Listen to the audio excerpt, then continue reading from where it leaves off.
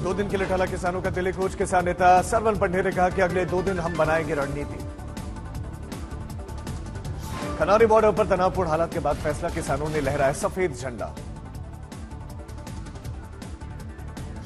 बुधवार को शंभू और खनौरी बॉर्डर पर किसानों और पुलिस के बीच में टकराव, पुलिस ने दागे आंसू गैस के गोले।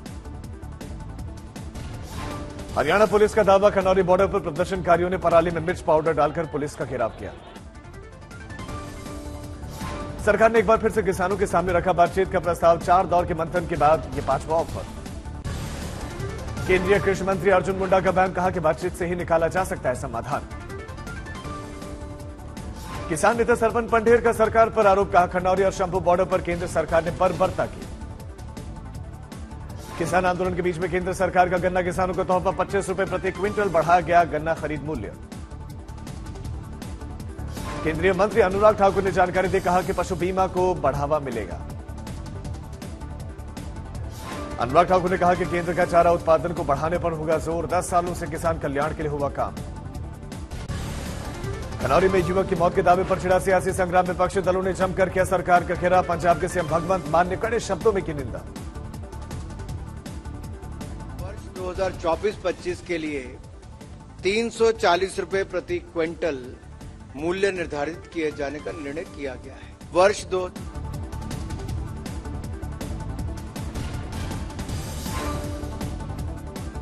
खनौरी में युवक की मौत के दावे पर छिड़ा सियासी संग्राम, विपक्षी दलों ने जमकर किया घेराव। सीएम भगवंत मान ने भी निंदा की। खनौरी में हुए युवक की मौत की खबर पर कांग्रेस अध्यक्ष मल्लिकार्जुन खड़गे ने मोदी सरकार पर जमकर साधा निशाना। सोशल मीडिया प्लेटफॉर्म पर लिखा कि 10 साल का बीजेपी राज, किसानों के लिए पीठ पर लाठी और पेट पर लात। राहुल गांधी ने भी खनौरी वाली घटना की खबर को लेकर मोदी सरकार पर साधा निशाना लिखा। पिछली बार 700 से ज्यादा किसानों का बलिदान लेकर ही माना था मोदी का अहंकार, अब वो फिर उनकी जान लेने के लिए आमादा है, उनके दुश्मन बन गए हैं। किसान की मौत के दावे पर बोले पंजाब के सीएम भगवंत मान, दोषी अधिकारियों पर होगी कार्रवाई। हमले में 12 पुलिसकर्मी घायल। पंजाब के किसानों के दिल्ली कूच के बीच में भारतीय किसान यूनियन का बड़ा ऐलान, पूरे हरियाणा में 2 घंटों के लिए रोड करेंगे जाम। संदेश खाली मामले में मानवाधिकार उल्लंघन पर एनएचआरसी ने लिया संज्ञान। एनएचआरसी की टीम आज संदेश खाली का करेगी दौरा। अनुसूचित जनजाति आयोग ने संदेश खाली में अनुसूचित जनजाति की स्थिति पर रिपोर्ट मांगी है। आयोग ने राज्य के मुख्य सचिव और पुलिस महानिदेशक से 3 दिन के भीतर मांगा है ब्यौरा। एनएचआरसी के साथ ही एसटी आयोग भी आज संदेश खाली का दौरा करेगा, पीड़ितों से करेगा मुलाकात। संदेश खाली में अब तक यौन उत्पीड़न के केस में 18 गिरफ्तारियां, लेकिन मुख्य आरोपी शाहजहां शेख अब तक फरार। आज से प्रधानमंत्री नरेंद्र मोदी का गुजरात उत्तर प्रदेश का दौरा, 2 दिनों में राज्यों को देंगे करोड़ों की सौगात। पीएम मोदी अमूल फेडरेशन के गोल्डन जुबली कार्यक्रम में करेंगे शिरकत। अहमदाबाद में नरेंद्र मोदी स्टेडियम में पूरी है तैयारियां। आज दोपहर करीब 1 बजे गुजरात के मेहसाणा पहुंचेंगे पीएम। बालीनाथ महादेव मंदिर के प्राण प्रतिष्ठा महोत्सव में होंगे शामिल, अमित शाह भी रहेंगे मौजूद।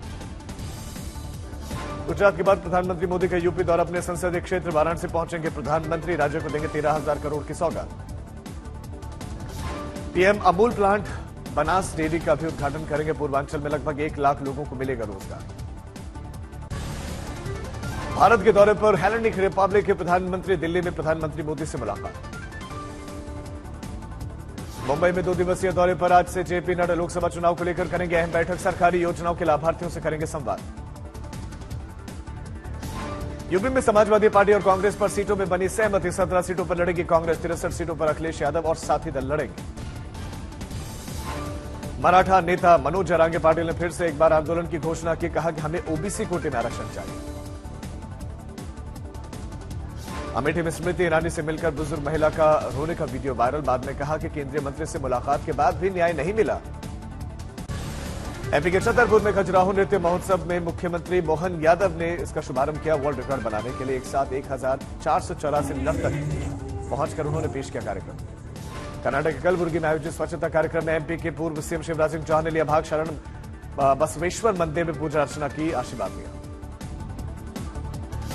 यूपी की मस्जिदों मदरसों में बीजेपी का अनोखा प्रचार, पोस्टर में उर्दू में लिखा मोदी है तो मुमकिन है मन की बात। किताब का उर्दू संस्करण भी मौजूद। बिहार के वाल्मीकि नगर में बीजेपी के गांव चलो अभियान का आयोजन। बीजेपी नेता दिनेश अग्रवाल ने सरकार की योजनाओं को जन जन तक पहुंचाया। 9 मार्च तक होंगी 10वीं यूपी बोर्ड की 10वीं की और 12वीं की परीक्षाएं। 55,25,308 परीक्षार्थियों ने रजिस्ट्रेशन करवाया।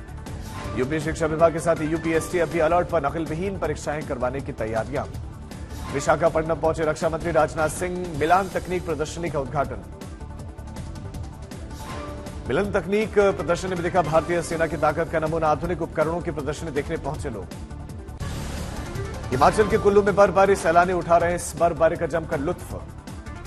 भारी बर्फबारी के बीच में हिमाचल प्रशासन ने जारी की एडवाइजरी, लोगों से सावधान रहने की अपील। बद्रीनाथ धाम में जबरदस्त बर्फबारी, 3 फीट तक जमी बर्फ की मोटी चादर। उत्तरकाशी में बर्फबारी के बीच में मतदान को लेकर जागरूकता कार्यक्रम, महिलाओं ने ली शपथ। सिक्किम के नाथुला में देवदूत बने भारतीय सेना के जवान, 500 सैलानियों की बचाए जान। अचानक हुई बर्फबारी के चलते बीच रास्ते में फंस गए थे पर्यटक। सूरत के चौक बाजार थाना पुलिस इलाके में एक बच्चे का अपहरण के बाद उसके साथ बलात्कार। पुलिस ने सीसीटीवी फुटेज के आधार पर आरोपी को गिरफ्तार किया। गुजरात के वलसाड में सड़क हादसे में टैंकर में लगी भीषण आग, किसी के हताहत होने की खबर नहीं।